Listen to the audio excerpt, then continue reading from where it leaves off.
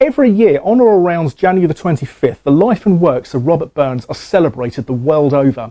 These celebrations are called Burns Suppers, and at some point in the proceedings, a speech will likely be made about the great man himself. That speech is called the Immortal Memory, and to write a good one, as with any speech, you need to know something about your audience in order to keep them engaged by playing on their interests. Rabbie's work covered a wide range of topics. They document and celebrate traditional Scottish culture, expressions of farm life, class and religious distinctions. He wrote over 300 songs which celebrate love, friendship, work and drink, often with hilarious and tender sympathy, so it's almost inevitable you'll find something relevant for your particular Burns supper. So if it's for a rugby club, for example, you might want to play on the camaraderie. If you live in Jamaica, you could talk about his plans to emigrate there in 1786. Are there any statues of Robert Burns nearby that you could talk about? And you'd be surprised how many there actually are. Aside from religious figures, only Christopher Columbus and Queen Victoria have had more mazes of them. This one is located in Victoria Embankment Gardens, and I stumbled across it totally by accident while filming for this channel. What follows is an immortal memory that I gave back in 2014. The dinner was held just down the road from where the Cutty Sark is moored, so that was an obvious thing to reference because Cutty Sark was the name of the witch in Robert Burns' poem Tam O'Shanter, as depicted by the figurehead on the ship. Another nearby land I included was the Millennium Dome, and what on earth has that got to do with Robert Burns, you may ask? Stay tuned.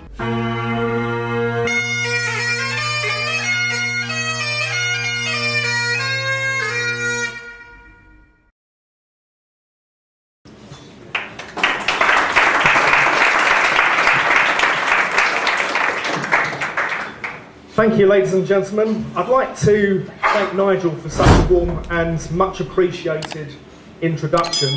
As Nigel has already intimated, and as tradition has dictated over the last 200 odd years, we salute and indeed remember the Scottish bard by proposing the toast to the immortal memory of Robert Burns. This reminds me of the last time that I was asked to make an after-dinner speech. I asked our host, how long should I speak for? He surveyed me with a twinkle in his eyes and declared in his wonderful Scots accent, "You can talk for as long as you like, laddie, but we go home at 2 o'clock. Many of you will be familiar with the stories that are legion about Robert Burns and the abject poverty of the life that he led through his childhood.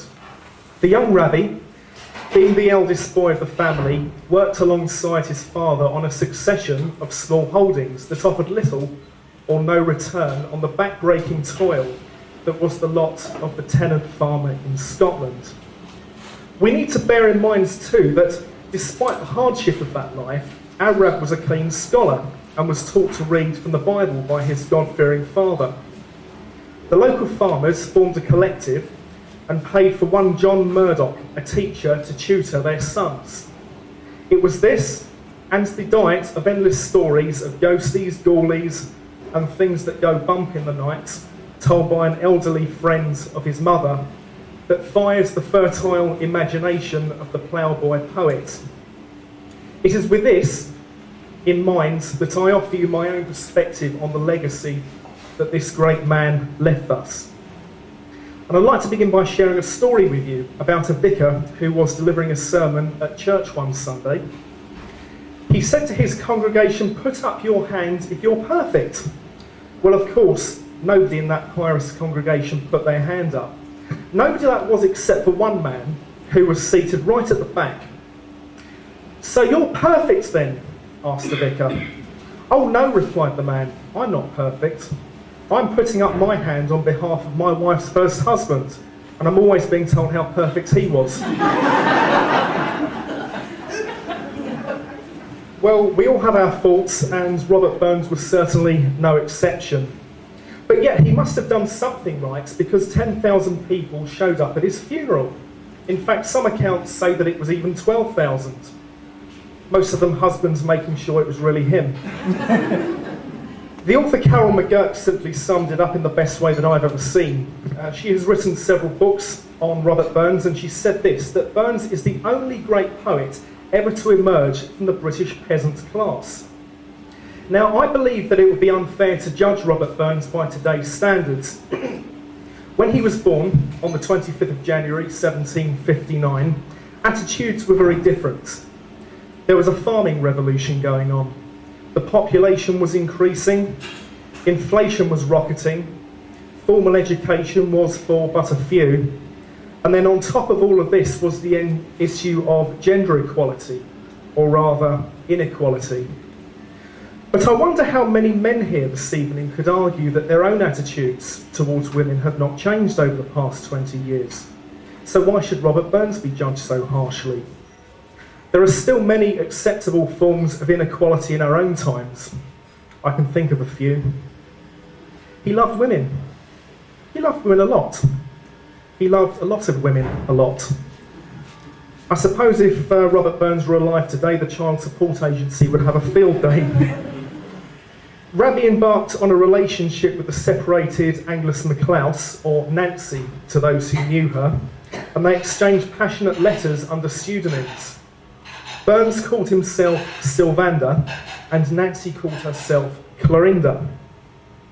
After a while, it became clear that Nancy would not be easily seduced into a physical relationship, and so Burns moved on to Nancy's domestic servant, Jenny Clow, with whom he had a son in 1788.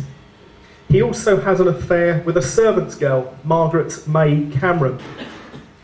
Burns's relationship with Nancy concluded in 1791. She left Edinburgh and sailed to Jamaica for what turned out to be a short-lived reconciliation with her estranged husband. Before she left, Robert Burns sent her the manuscript of A Fond Kiss as a farewell. A fond kiss, and then we sever. A farewell, alas, forever. Deep in heart-wrung tears I'll pledge thee. Warring signs and groans I'll wage thee. Who shall say that fortune grieves him, while the star of hope she leaves him? Me, nay, cheerful twinkle lights me. Dark despair around benights me. Angus MacLeod returned from Jamaica in the hope of rekindling her love for our Rab, but sadly he'd moved on and showed no further interest in her. We see examples of Burns's work all around us. Slightly up the river from here is the famous tea clipper, the Cutty Sark, which took its name from a character in Burns's poem, Tam O'Shanter. Cutty Sark is the nickname of the witch Nanny Dee, and it literally means short shirt.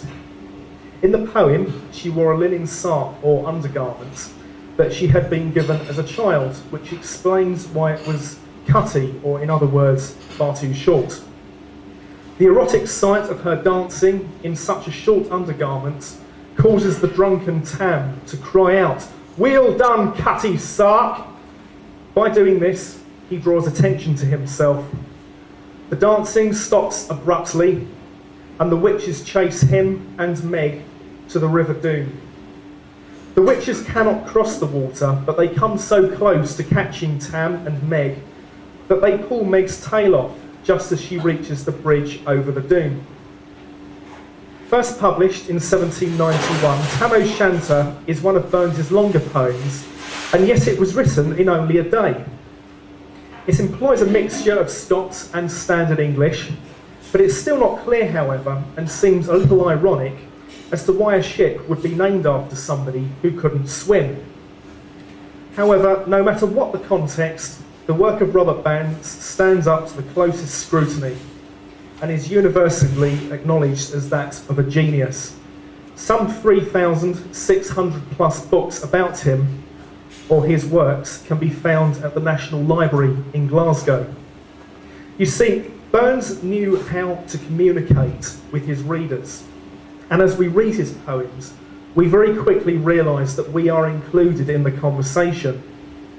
There was a reality about him that was both endearing and sincere. He used picture language to get his points across, often leaving it to the reader to work out the deeper meaning behind his words. In one of his poems, the narrator notices an upper-class lady in church.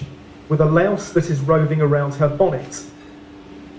Robert Burns chastises the louse for not realising how important the lady is, but upon reflection he points out that whilst we may be quick to condemn or belittle others, we would benefit from seeing ourselves through others' eyes.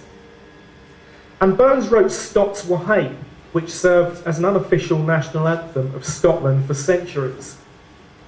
The establishment have always resisted adopting it, saying it was too warlike and anti-English. I suppose if he'd written the words today, he would be arrested under anti-terrorism laws. Calling for freedom and ending with the words, "Let us do or die," he was definitely not calling for a referendum, that's for sure. But let us not forget also that many other great anthems are also steeped in the imagery of war. For example, the French La Marseillaise and the American Star-Spangled Banner were both written in the context of battles. Even our own national anthem, God Save the Queen, has a verse that is anti-Scots. I want to ask you a question at this point to see how much you know about our own national anthem. How many verses do you think there actually are that were written for it? 4 or 5? 16. There are at least 13 that we know of. You may be surprised. Many of which have long been dropped and forgotten about. Some written for special occasions, I believe. But there is one verse that goes like this: Lord, grant that martial Wade may by thy mighty aid victory bring. May he sedition hush, and like a torrent rush, rebellious Scots to crush, God save the King. Suffice to say, we don't use that particular verse anymore. On the morning of the 21st of July, 1796, Burns died in Dumfries from heart disease at the relatively young age of 37. The funeral took place on the day that his son Maxwell was born. He was at first buried in the far corner of St Michael's churchyard in Dumfries. A simple slab of freestone was erected as his gravestone by his widow Jean Armour, which some felt insulting to his memory. His body was eventually moved to its final location in the same cemetery, the Burns Mausoleum, in September 1815. The body of his widow Jean Armour was buried with his in 1834. And the works of Robert Burns are still very much discussed and debated about today. On Millennium Eve, you may recall those famous pictures of the Queen at the Millennium Dome, as she was singing what is probably the most famous song in the world after Happy Birthday. She was criticised by some because she didn't cross hands at the same time as everybody else. But in fact, the Queen was the only one who got it right. The tradition goes, and we will do this later on this evening, that hands are not crossed over until the second verse. And there's a hand my trusty fear. It is only at this point do you cross hands with those either side of you. Just as a point of interest, while I was preparing this speech, I found a survey that was done in Scotland last year. Said that 37% of the people in the UK that sing the words Auld Lang Syne are making up the words. 73% of the same people admitted they made up some of the words. 25% of them said they thought that either Elvis or Paul McCartney wrote the words.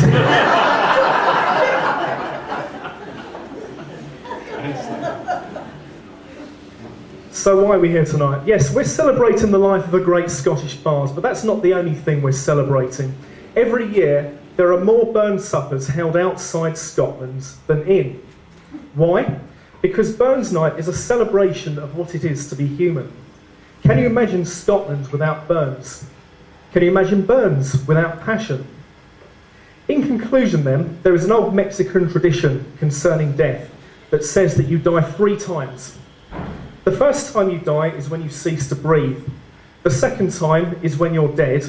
And the third and final time that you die is when your name is never mentioned or spoken again. Now think about that. That is, you still live as long as your name is spoken and remembered on earth. Do you think that the name of Robert Burns will cease to be spoken? No, of course not. Robert Burns will never experience the third death. Ladies and gentlemen, please recharge your glasses as I ask you to stand for Scotland's favourite son and a man of the people, to the immortal memory of Robert Burns.